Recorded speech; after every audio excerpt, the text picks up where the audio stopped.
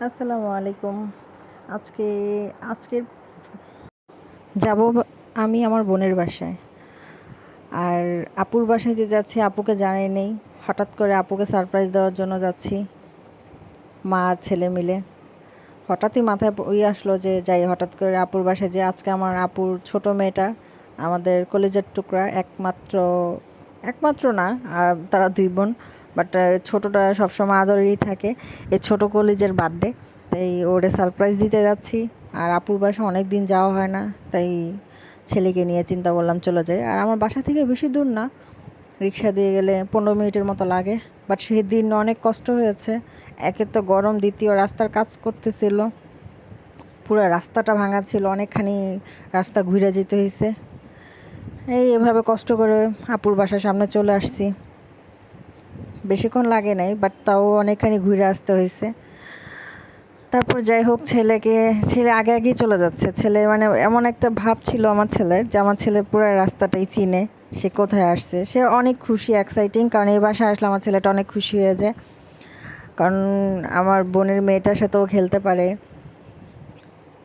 তাই তার মা ছেলে মিলে হঠাৎ করে প্ল্যানিং করলাম আপুর বাসায় যাব। আর এই বোনটা বলবো যে দুনিয়ার বেস্ট একটা বোন আমার।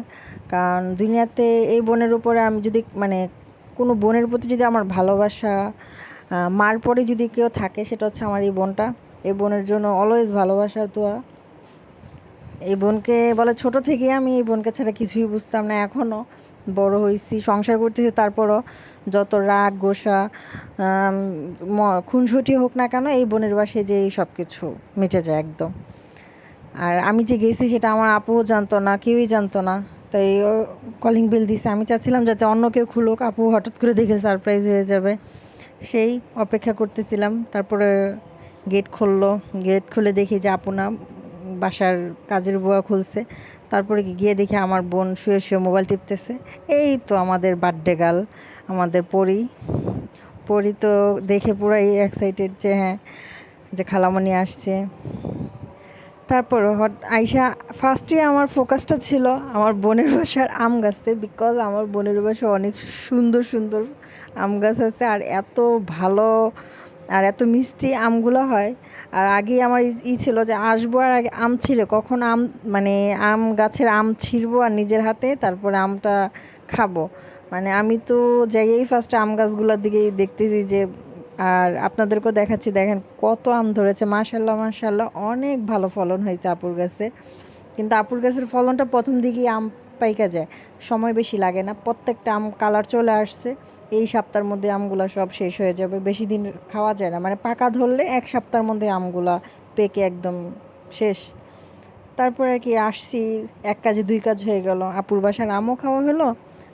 তারপরে এই তো অলরেডি আমি গাছ থেকে একটা আম পাইরা কাইটা নিয়ে আসলাম, দেখি কেমন টেস্ট। পরে আমার ছেলে আবার বড়া দেখে বলতেছে ও খাবে, তাই ওর দেখলাম। ও আমার ছেলে মাশাআল্লাহ আমটা খুব পছন্দ করে। এই যে আরও দুইটা পারলাম, আমার কালারগুলো খুবই সুন্দর হয়। তারপর আর কি আপু ইউজুয়ালি আমাকে মিষ্টি আর দই দিল। আমি অল্প একটু মিষ্টি, হাফ মিষ্টি খাইলাম, আর দইটা অল্প একটু খাইলাম। তারপর আপুর বাসার ডেকোরেশনটা দেখে আমার বোন অনেক সুন্দর করে বাড়িটা সাজাইছে, অনেক শখ করে। আর আমার ছেলে আইসেই সাইকেল নিয়ে পড়ে গেছে, তার খুব পছন্দের একটা জিনিস। তার পছন্দ কি, সে খেলনা খুব পছন্দ করে, কিন্তু সাইকেলটা তার খুবই পছন্দ। সে যখনই গাড়ি দেখুক বা সাইকেল দেখুক, আমার ছেলেটা পাগল হয়ে যায়, আর আমাকে বলে মাম্মাম এটা কিনে দাও। এই আমাদের পরীটা, ছোট পরীটা মাশাল্লাহ, সবাই ওর জন্য দোয়া করবেন। এই তো আমাকে একটু দেখেন, আমিও ঘুরে ঘুরে দেখতেছি।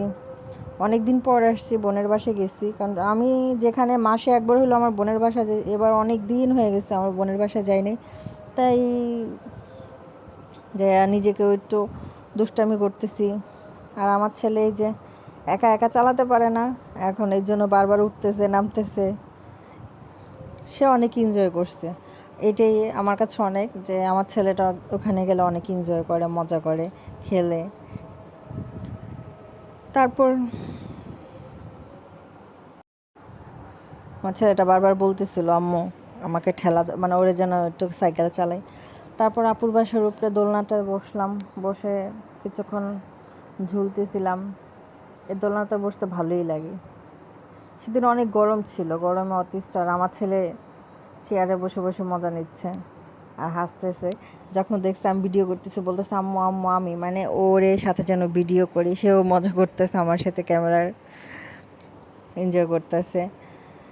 আবার মাঝে মধ্যে মানে এমন একটা ভাব যে সে গান গাইতেছে, সে ফিলিংস নিয়ে, মানে চোখ মুখ এরকম যে সে গান গাইতেছে।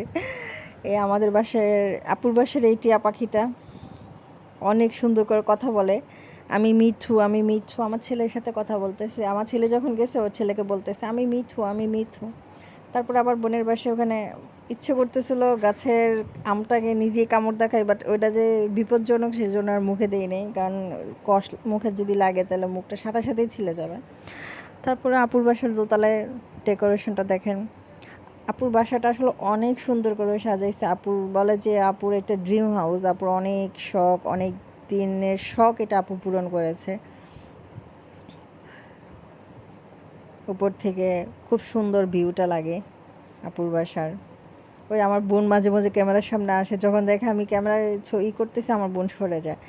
আর এই যে সামনের হচ্ছে আমার বড় বড় মাটা, আমার আপুর বড় মেয়েটা, আজকে যা বার্থডের গালের ডেকোরেশন করতেছিল আর তারা ভাই বোন মিলা।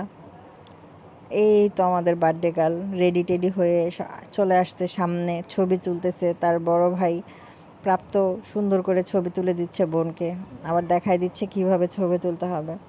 মাশাল্লাহ, সবাই অবশ্যই মাশাল্লাহ বলতে ভুলবেন না আমাদের এই ছোট পরিটার জন্য।